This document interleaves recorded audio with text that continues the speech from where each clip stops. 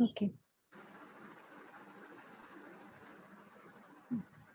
Yeah, it's live.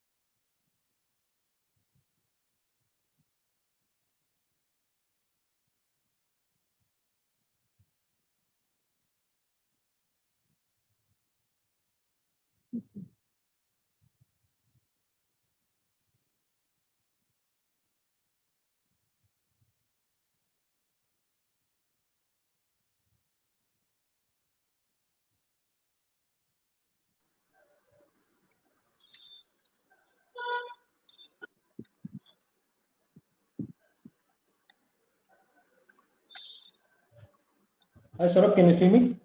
Yes, Amith. Welcome, Amith.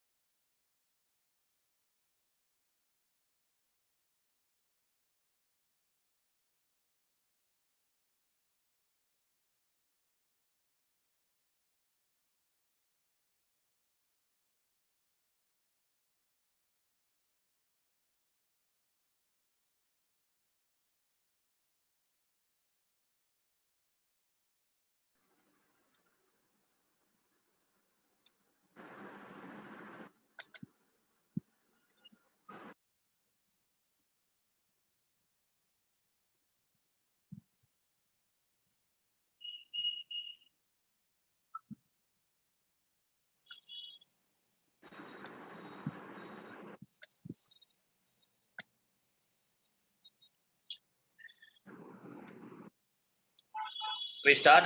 Amith, welcome to Youth for Good Governance, our weekly program on Good Governance Week. And thank you so much for taking out time and joining us this evening. Thank you so much, Saurabh. Yeah. So today being our topic, that role of youth in good governance and civic engagement in an emerging democracy. I'm really glad that we could connect with you. So a good friend of mine belongs from the same alma mater, and Amith has been taking his cause very seriously with a lot of passion. So generally on the weekends, people like to relax, but Amith is always with his group, trying to make a cleaner Bangalore, engaging youth, engaging citizen, engaging corporates. So here we introduce Amith, an advocate and also president and founder of Youth for Parivarthan. So Amith, I think today is also another great day. And before we start, we should pay our homage to our former Prime Minister, P.V. Narasimha Rao ji, because of whom our economy could, because of his able leadership, his political courage, and the tough stand he could took, our economy could come out of such a recession. So, paying homage to the great man, today we are starting our program. Absolutely. He is one person who has not been given his due share, unfortunately. Yes, that is very true. But yes, still, maybe we are able to do so much of things because of his contribution, and that speaks louder than anything else. So, Amith, before we start, I would like to know from you that what has been your motivation, Amith, that which leads you drive the change and not rely on the government to do whatever you're doing. So if you could tell something about yourself, about how you started, what motivated you, and also the biggest thing that most of the offers always rely that government should come and clean the places. Why should I dirty my hand? So you thought in a different way, and you thought of leading the change. So yes, Amit, over to you. Well, first of all, what we've been doing is not something very great. It is something which each and every one of us are supposed to do. It's our duty. In my case, I would say the inspiration in my case was a problem.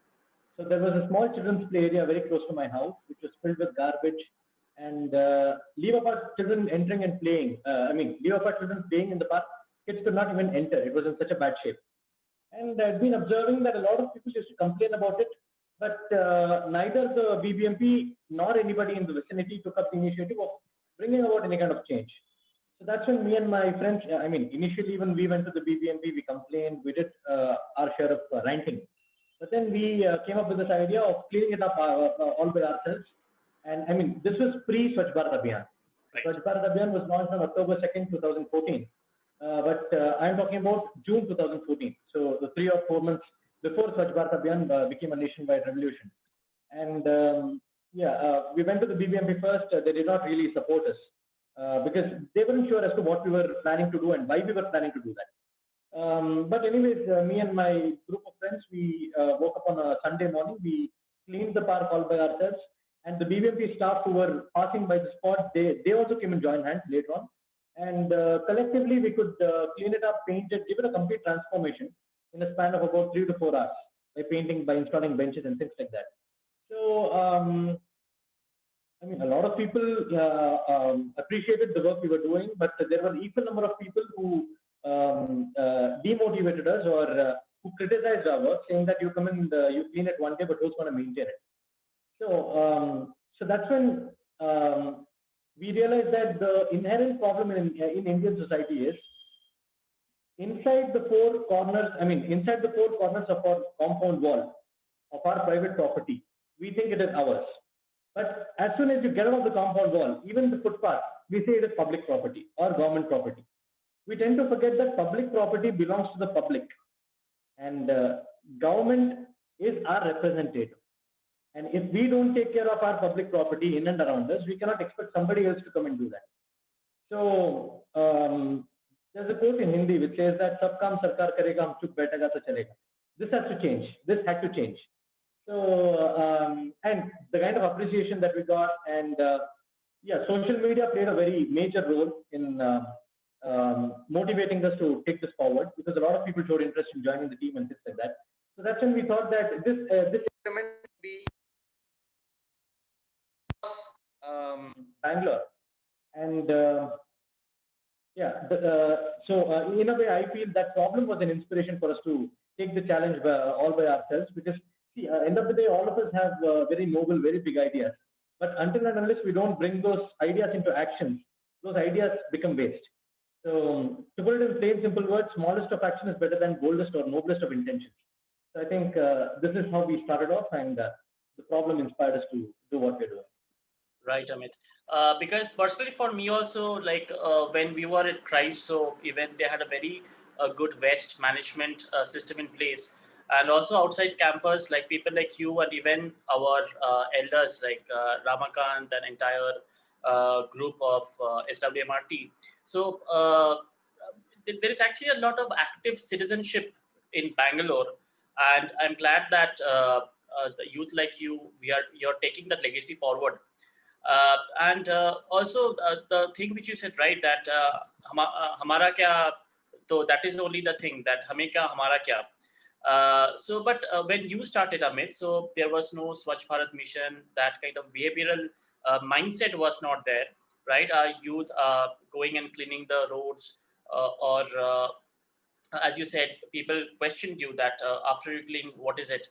So, what are the barriers you kind of faced when there was no Swachh Bharat mission in place, and after Swachh Bharat mission was in place? What kind of difference in action you realized on the ground? Well, I would say a lot of people used to laugh at us. Our friends, our relatives, our family members, a lot of people pulled our leg saying that we go, every Sunday we go, we clean streets and stuff like that. Yeah, as I told you, before the launch of Swachh Bharat Abhiyan, people were not aware of the importance of cleanliness or cleaning our neighborhood.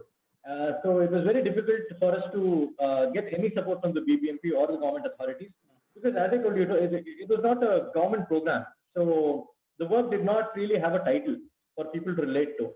So initially, as I told you, it was very difficult, because all that we got, then a lot of criticism and a lot of demotivation. But after the launch of Swachh Bharat Abhiyan, things really took a turn towards the positive, because the work that we've been doing till then, it got a name, it got a title, and it was easier for us to convey to people as to what we were doing and why. Since it became a government program, since it became a nationwide revolution, thanks to our Honorable Prime Minister. See, one more thing, it is very unfortunate that a person like the Prime Minister of a country had to come and tell us that it is important for us to keep our surroundings or our environment clean. But I'm really happy and thankful to our Prime Minister for taking up the initiative, because a lot of people like me, I won't say that Youth for Parivarthan was not. Youth for Parivarthan was not the only organization which was into clean up drives or clean your environment kind of thing.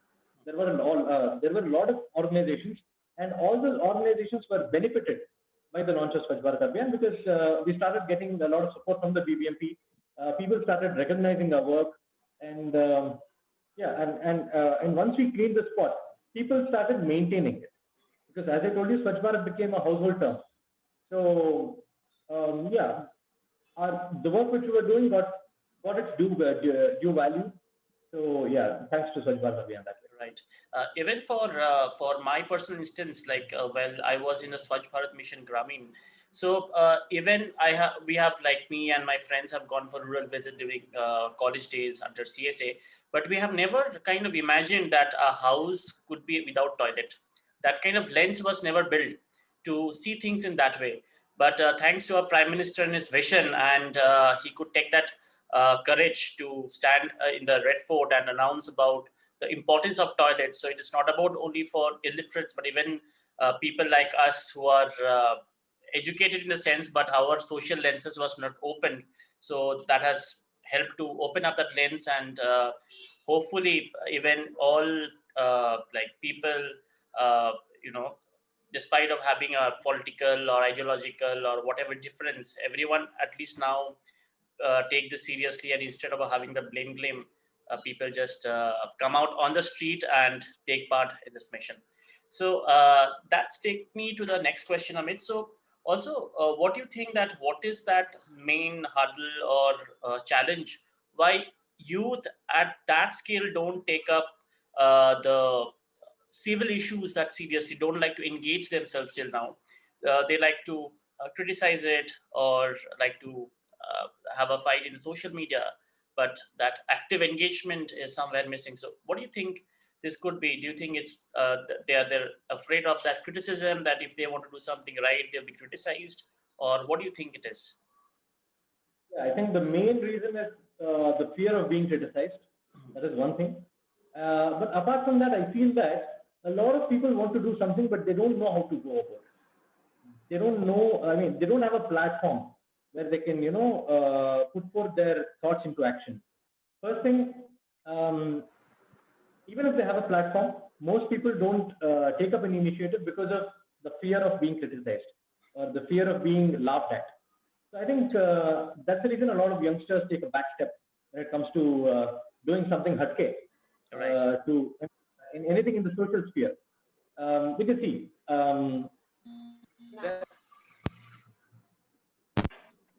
your own friends, your peers, a lot of people don't take your ideas seriously. And each and every youngster has this fear of being, how do I put it? Fear of being judged by their own peers. So I think this is one reason this is the one major reason why people don't take up any initiatives. And yeah, so I think that's that's majorly the reason. And also our curriculum, our academic curriculum does not support any kind of these kind of extracurricular activities. So all you basically, it's all about grades, it's all about your degree, it's all about your academics. But the extracurricular curricular activities like this, I think it has to be encouraged by the educational institutions as well. And yeah, equally, the equal amount of support has to be given by the family members and by friends and relatives.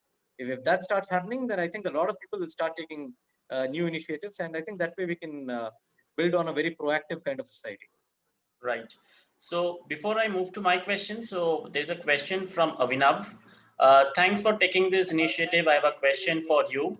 I know in Bangalore also you face many issues when you start cleaning it, but people in metropolitan cities are educated. Students also participate and want to clean their city.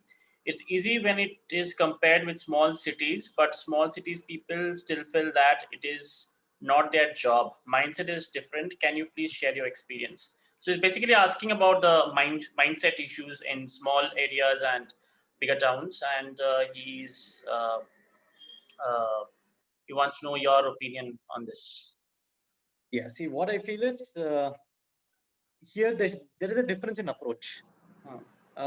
If you go about telling people that it's important to keep your surroundings clean, keep your atmosphere, keep your neighborhood clean, people don't take it that seriously because people don't like being preached upon. Instead, if you take an initiative wherein you and your like-minded, not many, at least 2 to 3 people, if you take an initiative of cleaning some place, while you're cleaning, when you go and approach the neighborhood people that it is important to keep your neighborhood clean, they will start taking it more seriously. People value actions more than words. So if you just go about giving awareness sessions, things like that, the amount of impact it has on the society, it's very minimal. But when you show that by way of work, I think definitely there will be, I mean, see, here it does not matter if a person is educated, uneducated, literate, illiterate, it does not matter. It's all about civic sense. Civic sense has nothing to do with your degree or your educational status, whatever. So that civic sense, you can see each and every person has some sort of civic sense, but you just need to enhance it. How can you enhance it? By way of conveying things by way of actions rather than words. I think that's how I would like to answer that question. Right, absolutely. And also it's like I feel that somewhere also they should get connected to the cause and enjoy what they're doing. It shouldn't be like becomes like it's a compulsion on someone. So once they try to find some joy in doing something, they get that connection with the cause. I think that there's nothing which can True, you can't stop really them, I think. impose anything on the public. Yeah. You can't really impose anything on anybody. Right. You have to make sure that you bring in a sense of ownership or a sense of belongingness in the people who come to volunteer, or Right. in this scenario, in the people who live in the neighborhood. Right. So just to connect that with how we do our work, initially we used to do spot fixes with the money we used to pull in from our pocket money, but we started observing that maintenance was becoming a very big challenge, because people used to see some group of people who didn't belong to a neighborhood coming in, cleaning the spot and leaving. So there was no connect between the local people and the spot. So off late, so thereafter, what we started doing is we started taking up only those spots which were requested to us by the people who live there. Say, for example, if we receive a request for a spot fix from any person who's residing in a particular neighborhood, we started pooling in money from the people who live in the surrounding areas. Even if not fully, even 100 rupees from a local person.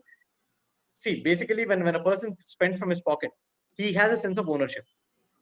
So that way, only when you engage the people living in the surrounding areas, you can bring about some sort of change by inculcating the sense of ownership among people.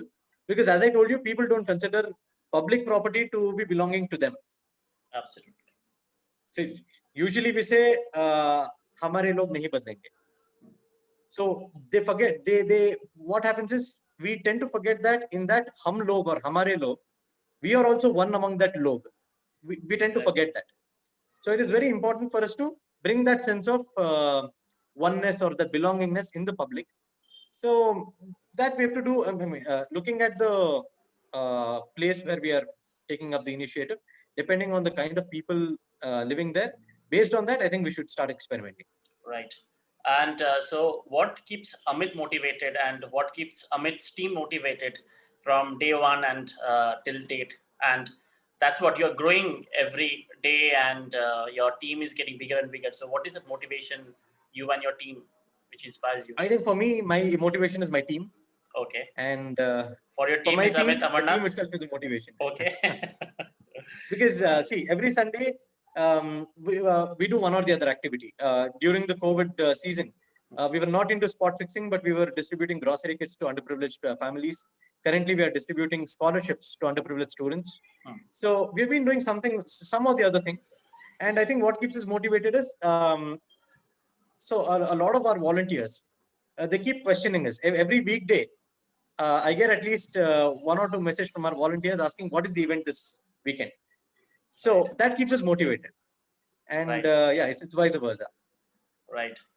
And how you're managing your personal life and this work, or everything has become like same now? It's all committed towards a society. It's all about time management. Yeah. See, weekdays, I am a professional advocate. I am a lawyer by profession. So weekdays, I'm into that. Weekends, I dedicate my time towards Youth for Parivarthan, or the activities taken up by the organization. So even during weekdays, post 9 p.m., I'm working on things like organizing stuff for the next event, things like that. So and we have a very proactive team. It's not like only. I mean, it's not like the entire burden is on my shoulders. I'm blessed with a team who who feel for the cause. So that way, I feel I'm very lucky, because my team keeps me motivated, as I told you. So, and time management is the key. So how you prioritize, that matters. Brilliant, Amit. Like, very nice to hear, because while people start something and going forward, the excuse becomes that even weekend I should have time for myself, and that's how a lot of initiative starts. But I'm really glad and proud as a friend and as someone from the same alma mater that you have continued doing this for such a long time, and it's growing every day. Thank you, sir. Sharanya, would you like to ask Yes. any question? Yes. So Sharanya is also our alumni from Christ. Yes. Okay, And that's nice. yeah, she has been a consistent motivation for Youth for Good Governance, Oh, and not also at she all. was part of CSA.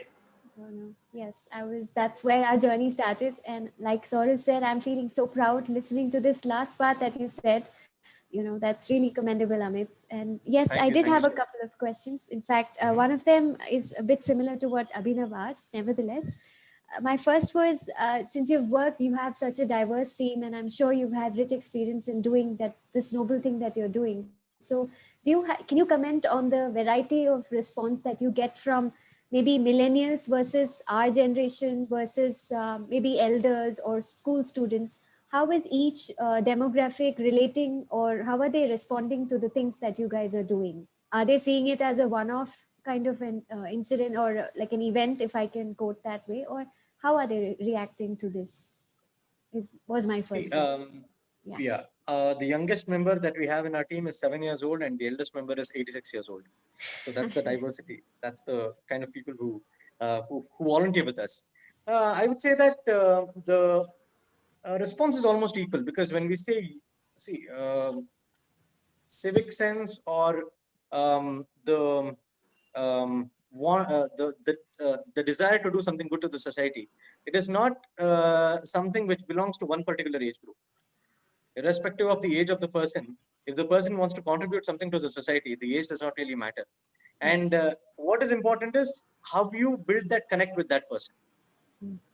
So that is very important. And I feel the cause that we usually take up, it is equally supported by all age groups. And I think that's about it. I know.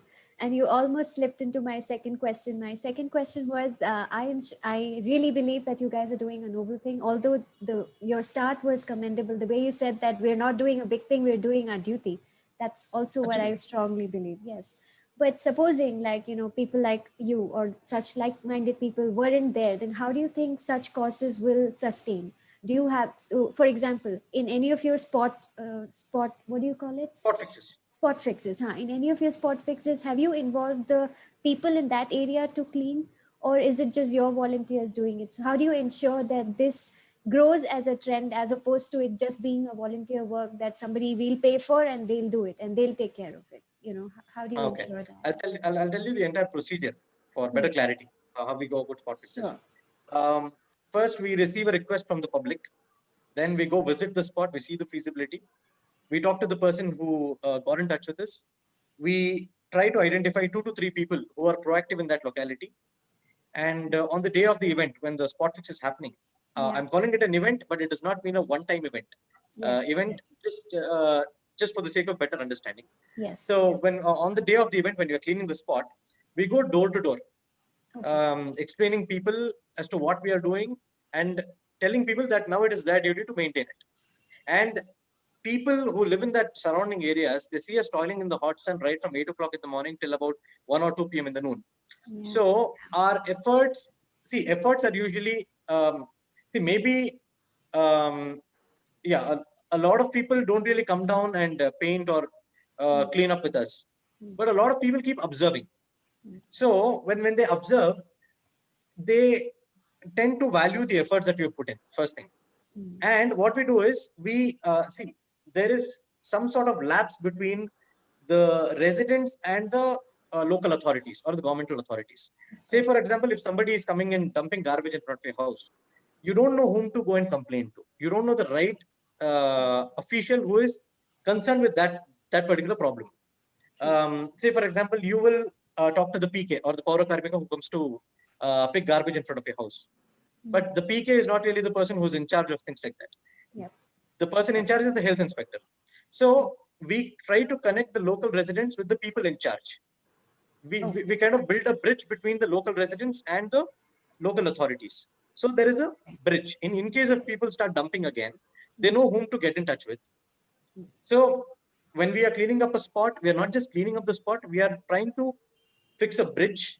We are trying to spread awareness among the people living in the community. We try to identify proactive citizens or proactive residents of that area. We create a group for them wherein they will monitor the spot. And what happens is, it is basic human psychology. You maintain a spot for 7 days. 7 days, you make sure that people don't dump garbage there. from the 8th day onwards, it will start maintaining on itself.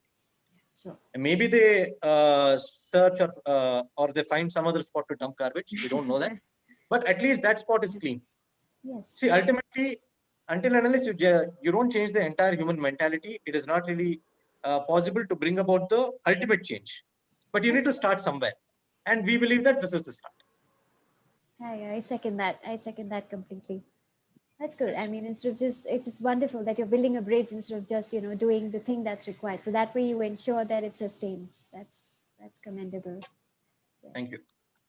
Right. So Amit, I'll just come back to governance and maybe being a lawyer on that perspective. So when you say that citizen don't know the right department or the person to approach, I think this is a serious issue in our democracy, and that's how maybe the MLAs are thought of that they can solve every problem in the world where they're legislature by their position. So can we together do something in this domain, like a legal awareness kind of program, where we make citizens aware about, one, their basic rights and duties, and second, about the governance, that whom to approach for what kind of work. I think if that is done, I think our democracy will better thrive, I think, because otherwise, what I have personally seen, the MLAs do a lot of other things because of this confusion in the society. So if you and your team is willing, so we'll be happy to kind of collaborate in this effort and do something maybe in a small scale. So maybe it can. We are more than happy and more than willing to join your team anytime. Thank you. And see, what happens is, just to give you an example, people don't really know whom to approach for what sort of civic issues.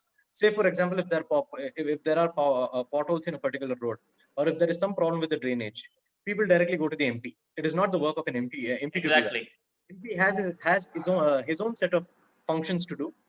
The MLA has his own set of functions. The corporator has his own set of functions. Exactly. So we need to first understand as to who is responsible for what. I think we need to spread awareness regarding that. Exactly. So basically, when it comes to drainage, when it comes to road potholes, the corporator is the person who's responsible to fix it. A lot of people don't know the difference. All they see is all the elected representatives in the same platform. It is not that way. Right. It is very important for us to recognize understand as to what the responsibility of each elected representative is. Once we start realizing that, we will start approaching the right person for the issue to be redressed. Yeah. I think that way we can definitely seek redressal for our issues. Exactly. And this is, I think, the mother of all problem and like the key root of corruption. Because when the elected representatives are not able to satisfy the demand which is not in their domain, they neither tell the people, look, it is not my domain, but then they want to just satisfy them with some goodies or something like that. So let's just see that how, like maybe we can start in a small way, but let's see that how we can do that. So maybe I need not highlight Amith's work, but I just came across a very nice video of Amith in YouTube. So I'll just play for a minute for people to get a little bit more idea about what Amith is doing. So here it's go.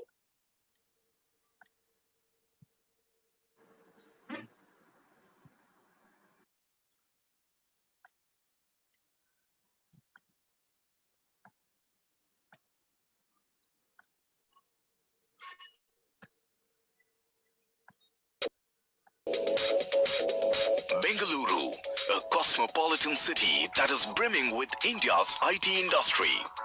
Today, it has a population of over 12.3 million people and is ranked 3 in terms of the most popular cities of India. With civic bodies taking the burden to provide best amenities to its denizens, cleanliness in the city has surely taken a hit. But despair no more. There are citizens who have taken the onus to do their bit to make the city sparkle. They call themselves Youth for Parivarthan, an NGO that was founded in 2014. In the year 2014, garbage was a major issue in Bangalore. Even now it is a major issue, but back then Bangalore was hitting global headlines in a negative way. Bangalore, which was once known as Garden City, was being titled as Garbage City. And being Bangaloreans, native Bangaloreans, I mean, it was really difficult for us to see Bangalore in that way. So that is why when we decided, we tried transforming the place. We just tried to clear the garbage that was present at the place which was next to my friend's home. And then we just thought, let us not end it up here only, rather we paint that place and transform it completely. An organization which started with just 5 members today has over 1,200 members, comprising students and working professionals who come together during weekends to clean up the walls in the city and give them a splash of color. The group of friends that we started expanding. A lot of people joined hands, and we were able to do good things. We experimented on multiple places. We targeted places with garbage. We tried transforming it day by day. Maybe not day by day, week by week, because most of us are students and working professionals. So we targeted things to be worked on the weekends, because that is where we found time in getting it done. With the primary objective to work for the environment, the NGO's work slowly graduated into cleaning the city through an act called spot fixing. Initially, we started by pulling in from our pocket money. My team members, we used to pull in from our pocket money for the resources and the paint. But then we started observing that if we don't get the residents involved in what we're doing, maintenance is, it's really difficult, because otherwise it's like somebody is coming, they're cleaning and they're going. As part of spot fixing, posters are scratched off the walls by the team, peeling off every layer and its remnants, because this long solid structure will soon get a coat of painting and terracotta design and illustrations over it for an artistic outlook. There are instances where we have gone through where the places has been gone back to its initial state. We don't just fold our hands and just look at it, rather we try to fix it from the root again. We try to target that place and we try to redo it. By redoing it, we would like to spread a message that it is not just that we do it and stay quiet, rather we try to follow it up and we make sure that the place is retained neat, free from garbage. It is not all about cleaning and painting walls, but lending a complete makeover to the place. Fixing up benches for passers-by and installing pots of plants is part of the whole package. Basically, people have a wrong opinion on today's youth. People tend to say that youth is all about wasting time, partying, fun and all this stuff. So, of course, even we belong to that particular youth category, but we would like to change that mindset in what people have. We want to make the world understand that youth are not just wasting time on partying and fun and stuff. Rather, we tend to use our time on something good and beautiful. ಸ್ವಚ್ಛತೆ ನಮ್ಮ ಆದ್ಯತೆ, ಸ್ವಚ್ಛ ಬೆಂಗಳೂರು ನಮ್ಮ ಜವಾಬ್ದಾರಿ. So I got to know about Youth for Parivarthan through WhatsApp status.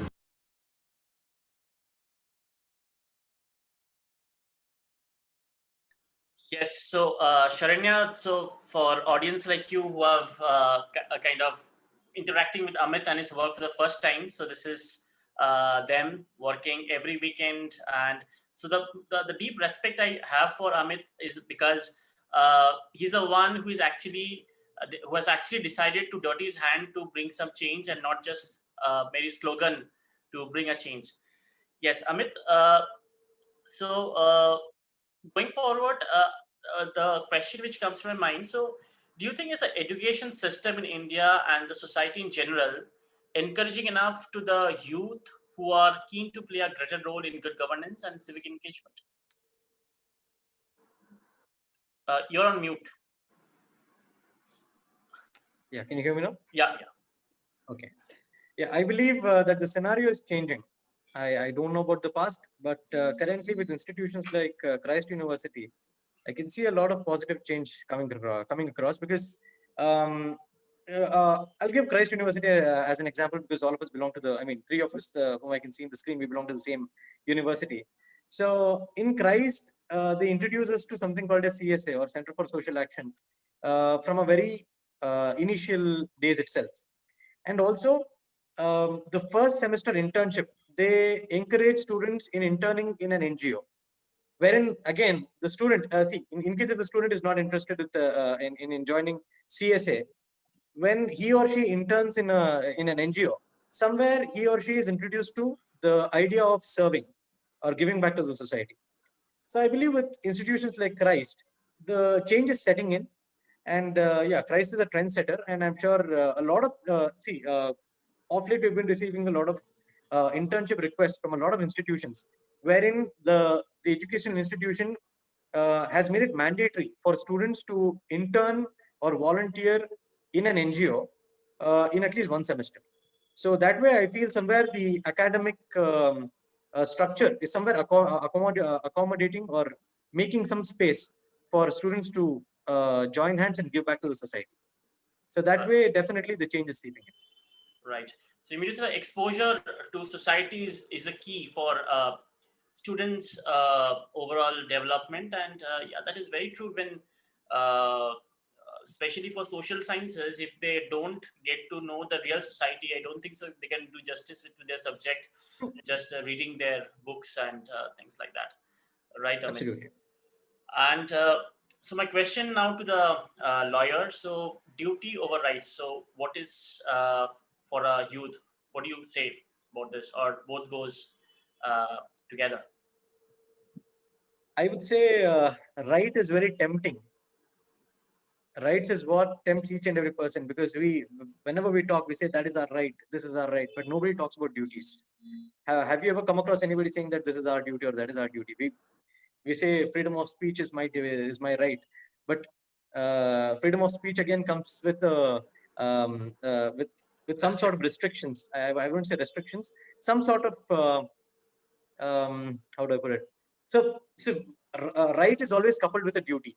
Right. Without a right, there is no duty. Without a duty, there's no right. So just because you have a right, you cannot take it very lightly, because there is a duty coupled with it, as I told you. So I may have a right to live in a clean environment or clean neighborhood, but similarly, I also have a duty to make sure that I contribute towards cleaning it. Coming to this context, you can explain this in different contexts, but since we are talking in the context of spot fixing, I would like to relate it this way. So right is always coupled with a duty.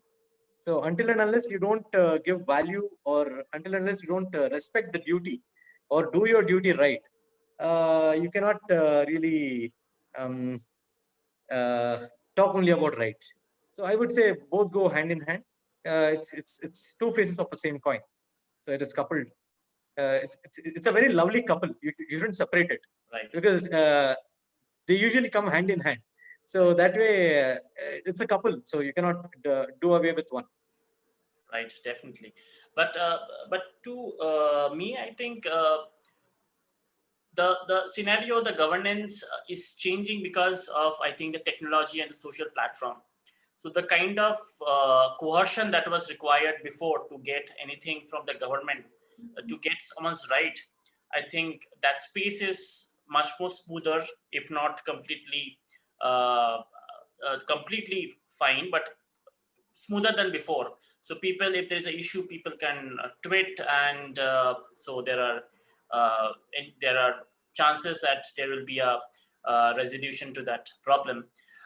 But I think with this space, if people are kind of get themselves more towards that duty, like than protesting for a problem, if they kind of try to understand that problem and get a solution for that, maybe that the youth could perhaps play a better role.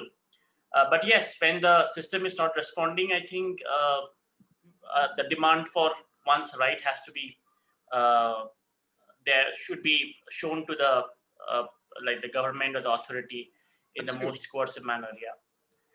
Yes, Sharanya, do you have any questions here? No, not really. I Okay. was just nothing. No question. Right. Okay. Great. Then I think we had a great session, to set the benchmark for our good governance day, which is 25th. And so, Amit, we had 2 more sessions, and we are so tomorrow we have a session with the smart cities and the fellows who are working with them, and on 25th is the final. So I would really welcome your team if you have time to join us on that day. Definitely. 25th, we are cleaning and painting a Goshala. We are doing a service to a Goshala. Wow. Great. This session is happening in the evening, so looking forward to participate. Okay. So I think that was a great interacting with you, and after long we got this opportunity. And each time I see your post and see you guys working, it motivates us as well. And hopefully after this pandemic gets over, we get to do something common. And Definitely looking and let's see that if we can in a small way can work on the civic learning part, where we can aware them with basic rights and their duties, and about governance especially. Right. So Sharanya, it's the stage is open to you. Yes. Well, I was aware. I mean, I did know about Youth for Parivarthan, and being in Bangalore for so many years, I have seen these paintings and all of this under the flyovers and on the walls, and now I know the faces behind these. So it feels really good that we're all from Christ, and like you said, Christ is a trendsetter in many ways. This whole concept of being socially conscious and morally conscious is really important, and if you start sensitizing from that age, it'll go ahead at some point. And it's been an absolute pleasure, Amit. And you're an advocate for the right reason. You have the gift of words. I mean, the way you put the duty and right as a couple, I just love the way you termed it, and it's really right. I mean, like you started the session saying it's not a big thing, it's our duty. Nobody goes about saying that in these days. They just wait for somebody to come there and clean it up. It's very easy to just sit back and get the things done. You might as well just do that. So it's amazing that you We guys are always doing. find the solution to our problems from a Yes. third person or from somebody else, but very rarely we tend to think that we also can be the solution. I think that should be the kind of approach that we should have.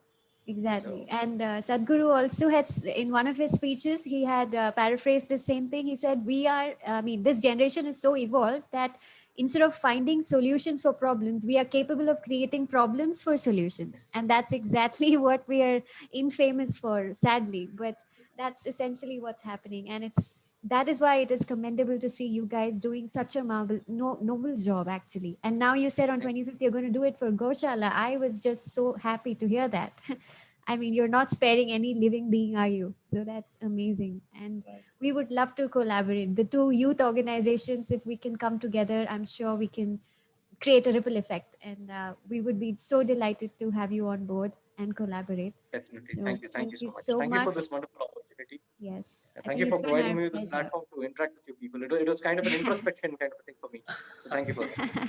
Yes, we all The need pleasure that. was ours that we got Exactly. so much of energy after talking to you, and that remind me of a quote by our, like a motivation for me, Swami Vivekananda, that while he said that my faith is in the younger generation, the modern generation. Out of them will come my workers, and they will work out of the problem like a lion, and exactly what you're doing. So True. yeah. I know, and more like how Abdul Kalam, unfortunately, his demise was when he was with his students. So that's the kind of death I'm sure he would have envisioned. So I think for us, it's more like we will not sleep till, or we will not rest till our goal is reached, just like how Swami Vivekananda said. So this is so enthralling to listen to you. Like Saurav said, we are getting motivated, and we're also having an introspection as you speak. So it's been lovely, Amit. Thank you so much. Thank you. Thank you so much. Thank you. Thank you, Amit, and hopefully we'll again get to interact on this platform, maybe Definitely, with sir. some other agenda. And yes, always a pleasure to talk to you. Thank you, Amit, for Thank you. this Thank you so time. much. Thanks again. Thank you. Good day.